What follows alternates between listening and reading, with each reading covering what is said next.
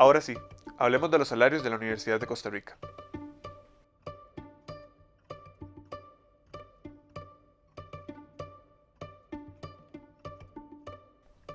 Hay crisis fiscal, hay presión en cómo el país gasta su plata y eso no es noticia. Una de las últimas instituciones en estar en las brasas ha sido la UCR. Específicamente, la pregunta que ha estado en el aire es esta: ¿cómo gasta la UCR su presupuesto en salarios? Políticos, medios de comunicación y la misma institución han tratado de responder a esa pregunta en las últimas semanas. No encontramos errores de cálculo en la mayoría de estas publicaciones. Hay diferencias de encuadre, eso sí. Entre todo el mar de información hay un dato en el que pocos han reparado. Hay una profunda desigualdad en la distribución de salarios de la UCR. Esa inequidad hace que haya una brecha entre una minoría que recibe lo que normalmente se consideran salarios muy altos y una gran mayoría de los funcionarios. Se ha hablado bastante del peso de los pluses salariales en las finanzas universitarias. Al final de este video espero poder explicarle a usted cómo pesan esos incentivos en las brechas salariales de la U. Primero tenemos que hacer una aclaración. El proyecto Doble Check está financiado por la Oficina de Divulgación e Información de la UCR. Vamos a usar bases de datos públicas y a detallar nuestros hallazgos en nuestro sitio web, pero eso sí, debemos ser transparentes acerca de este conflicto de interés. Los contenidos de esta explicación no se coordinaron con la universidad. Sí le compartimos nuestros hallazgos a la U antes de esta publicación, como lo hacemos con todas nuestras fuentes. Vamos a los datos. Primero que todo, ¿cómo se distribuyen los funcionarios de la U según sus salarios? La UCR tiene 9.794 funcionarios, pero imaginemos que tuviera solo 100, representados por estas 100 botellas. Agrupemos a los empleados en 9 grupos según su rango salarial. La primera fila de botellas representa a los empleados que ganan de 0 a 500.000 colones. La segunda representa a quienes ganan de 500.000 colones a 1.000.000 de colones. Y así vamos hasta llegar a la última fila. Esa va a representar a las personas que ganan más de 4 millones de colones. Esta es una primera foto de los salarios de la universidad. De aquí podemos sacar varias conclusiones. La UCR ha publicado que solo el 3% de sus empleados ganan más de 4 millones. Eso es cierto. Note cómo apenas estamos hablando de 3 botellas. También ha dicho que prácticamente la mitad de los empleados ganan menos de 1 millón. Todo eso es cierto. Mire cómo casi la mitad de los frascos se ubican en ese grupo. Pero la verdad es que aunque ciertos, esos datos que nos presenta la UCR nos cuentan una historia que no es completa. La Nación ya señaló una de las razones: las jornadas laborales. El periódico alega que hay que considerar que una parte de la planilla de la universidad no trabaja a tiempo completo. Verifiquémoslo. Recordemos que en el primer grupo están quienes ganan menos de 500.000 colones. El 93% de las personas en ese grupo trabajan menos de un tiempo completo. De hecho, casi todas tienen un cuarto de tiempo. En el segundo grupo, un 46% de los trabajadores trabaja menos de un tiempo completo. Y en el tercer grupo, que recordemos que iba de 1 millón a 1,5 millones de colones, un 11% trabaja menos de un tiempo completo. El porcentaje de funcionarios que trabaja menos de un tiempo completo va disminuyendo conforme vamos cambiando de grupo sucesivamente, hasta llegar a 0. Como un total, la mayoría de trabajadores en la UCR trabaja a tiempo completo. Volvamos a las botellas, agrupémoslas por jornada laboral. La Nación tiene razón cuando dice que la mayoría de los salarios de menos de 1 millón de colones pertenecen a gente que no trabaja jornada completa. El problema está, sin embargo, en irnos al otro extremo. El diario pinta una imagen distorsionada cuando concentra su enfoque en que hay docentes con salarios de hasta 1,5 millones de colones que apenas trabajan un cuarto de tiempo. El dato es cierto, pero es atípico. Como ya vimos, las personas que reciben salarios mayores a 1,5 millones trabajan tiempo completo en la enorme mayoría de los casos. De hecho, entre los 2.085 casos de personas que trabajan un cuarto de tiempo o menos en la universidad, solo hay 9, un 0,4%, que reciben salarios mayores a 1 millón de colones, y solo hay una persona en la UCR que trabajó un cuarto de tiempo o menos y recibió un salario superior a los 1,5 millones de colones en septiembre. Ni siquiera nos es posible mostrarle en esta representación los casos atípicos que nos presentó la Nación en sus titulares. La metáfora de los frascos se nos queda corta para mostrar porcentajes tan pequeños. Junto a ese dato atípico, la Nación nos aporta un dato equivocado. El periódico dice que la mayoría de los funcionarios que gana menos de 1 millón de colones no trabaja una jornada completa. Eso es cierto, pero dice que si nos fijamos en esas personas que no trabajan tiempo completo, la mayoría gana más de 663.000 colones. Ese es el salario mínimo de un licenciado universitario a tiempo completo. Ahí hay una pifia.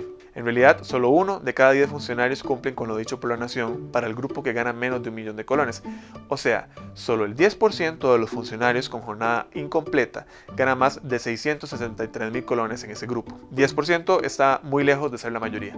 Esa tendencia se repite en todos los grupos con jornada incompleta. La Nación corrigió la nota después de la consulta de doble check. En su versión corregida, el diario reconoce que los funcionarios que reciben más de 663.000 colones sin trabajar jornada completa son solo algunos y no la mayoría. Segundo, ¿cuál es la proporción en salarios que se invierte en cada grupo? Como empezamos a ver, para entender el tema necesitamos de muchos matices, y por eso nuestra visualización de las botellas tampoco está completa. No solo necesitamos saber cuántas personas reciben salarios más altos o más bajos, necesitamos también saber cómo pesan esos salarios en los gastos de la universidad. Imaginemos entonces que la U tiene para gastar 100 colones en salarios que representaremos con estas monedas de chocolate. ¿Cómo se distribuirían esos 100 colones entre los 9 grupos que ya vimos? Evidentemente nos faltaba una parte de la historia. Sí, es cierto que solo hay 3%, 3 botellas de funcionarios que ganan más de 4 millones como expuso la UCR, pero ese dato no nos permitía ver que 13 monedas del gasto en salarios de la universidad se invertía en esas 3 botellas. Es decir, ese 3% de los funcionarios que ganan más de 4 millones recibe un 13% del presupuesto de la planilla. De hecho, alguien también hubiera podido decir que solo 20 de las botellas ganaban un salario de más de 2 millones, o sea, 1 de cada 5. Y sería cierto, pero olvidaría decir que en ellos se invierte la mitad de todas las monedas. Dijimos que una moneda representa el 1% del gasto en remuneraciones. Si repartiéramos un salario igual para cada funcionario, de esta moneda alcanzaría para pagarle a 98 personas.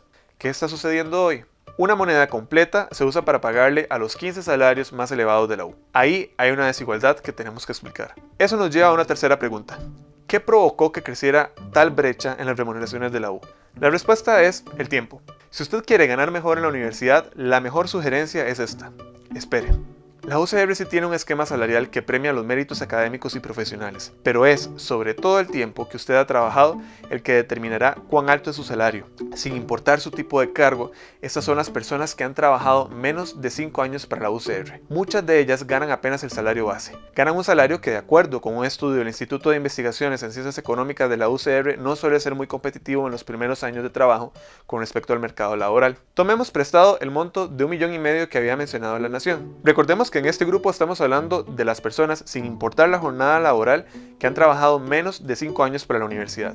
Apenas el 1% de ellas, que han trabajado menos de 5 años en la UCR, ganan un salario superior a los 1,5 millones. La mayoría gana un salario menor a los 500.000.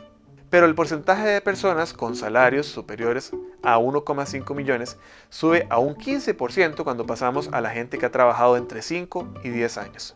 Sube a un 38% cuando pasamos a la gente que ha trabajado entre 10 y 15 años, a un 52% cuando han trabajado entre 15 y 20 años y a un 74% cuando han trabajado más de 20.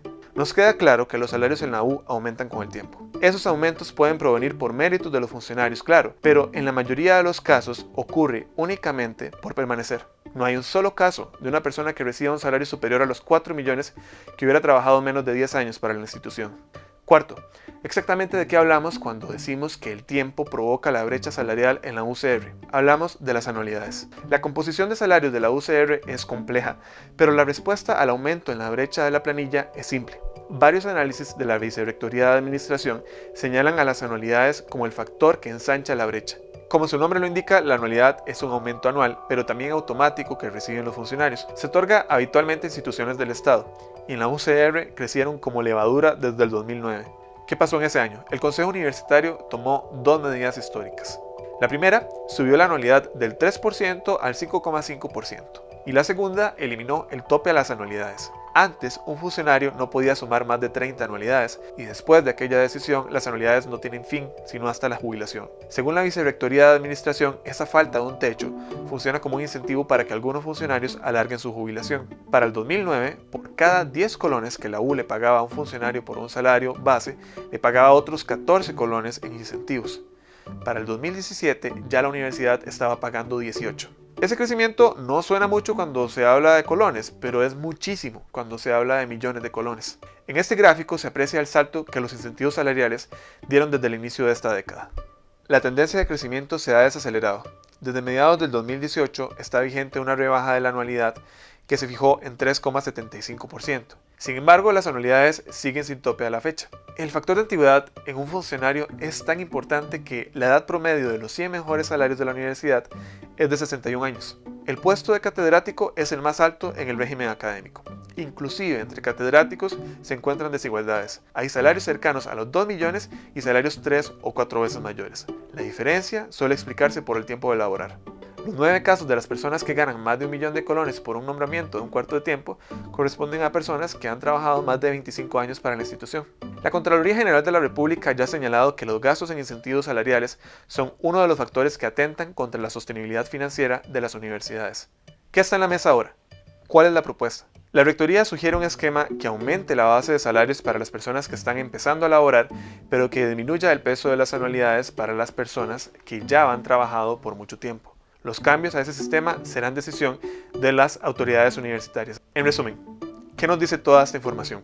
Primero, que generalizar no es un buen consejo. Es cierto que la universidad tiene lo que se consideran salarios muy altos, pero ellos no corresponden a la mayoría de los casos. En realidad, la mayoría de personas en la UCR tienen salarios bastante más bajos que los que ocupan los titulares de los medios.